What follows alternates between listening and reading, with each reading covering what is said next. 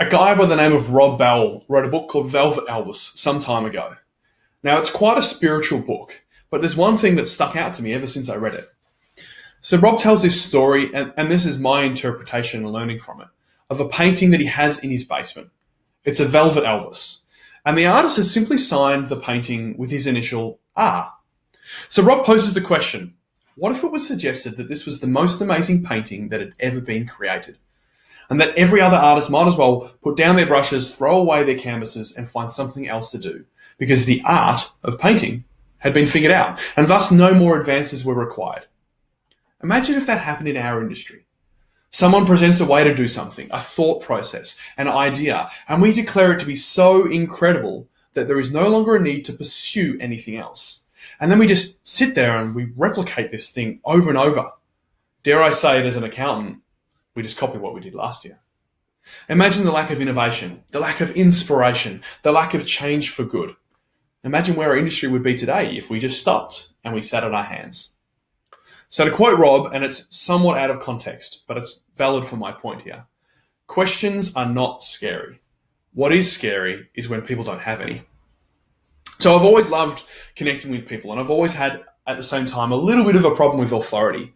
Rebelling and bucking the trend consistently have been a core part of my identity. My mother has many a story as a child growing up where I've probably done things that I shouldn't have, and somehow they managed to work out for me. I've always had this opinion that just because that's the way it worked for you doesn't mean that it has to work for me. Just because you were that old when you did it doesn't mean I have to be that old when I did it or have that type of experience. What if we can do it better, faster, more impactful, more with more passion and just more gusto? My original business partner, Jason, at Illuminate, had to experience that in the early days.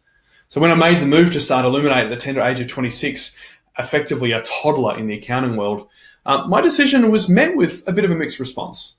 So there were two types of people. There were the first type who didn't think I could, or probably more likely they didn't think I should. I hadn't earned the right.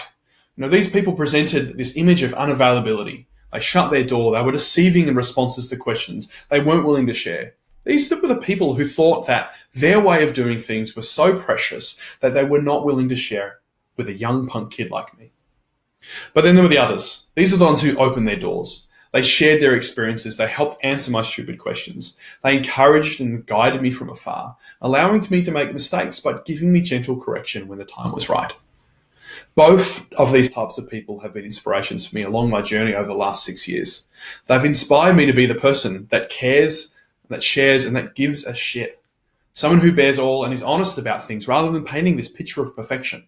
Someone who challenges traditional thinking in the search of a more positive outcome. So fast forward to the 2018 Accounting Awards. I'm sitting on a table with my Illuminate family, a whole bunch of legends from our industry, having a blast. We're eating, we're drinking, we're laughing, we're putting little side bets on who we think is going to win every award and cheering as loud as we possibly can. Our team Illuminate had been nominated for the Marketing Program of the Year, and whilst we didn't win it, I'm absolutely stoked at what we've been able to do. The team led by Brooke has just been amazing and living out our values. For some crazy reason, I had become a finalist for the Thought Leader of the Year. Yeah, me. The guy that openly trashed the idea of a thought leader. The guy that poked fun at last year's winner, a salesperson. And Trent, if you're watching this, you are a legend. I love you, mate. You're good. But for some crazy reason, and I still don't quite understand it, my name was announced as the winner. The other nominated people had years of experience on me, much more far-reaching networks, and just generally incredible people. So it's only starting to settle in. As I said during my acceptance speech, I genuinely give a shit about people, sometimes to a fault. I believe everyone should be operating in a posture of sharing. My experience in our industry historically has been that we're acting a little bit like parrots, constantly saying the same thing that everyone else is saying to the same people, maybe purely to sell a product, to build a reputation, to create disruption, or to be a thought leader. So thank you to the innovators, the rule breakers, the rebels out there who constantly challenge what we do for good. I thank you to Momentum Medium for providing this opportunity for our industry to celebrate the growth that it has achieved. And even more thanks that it's an annual event, encouraging others to bring their flavor, their style, and their approach to the forefront, inspiring others to make a difference so we don't sit on our hands every year.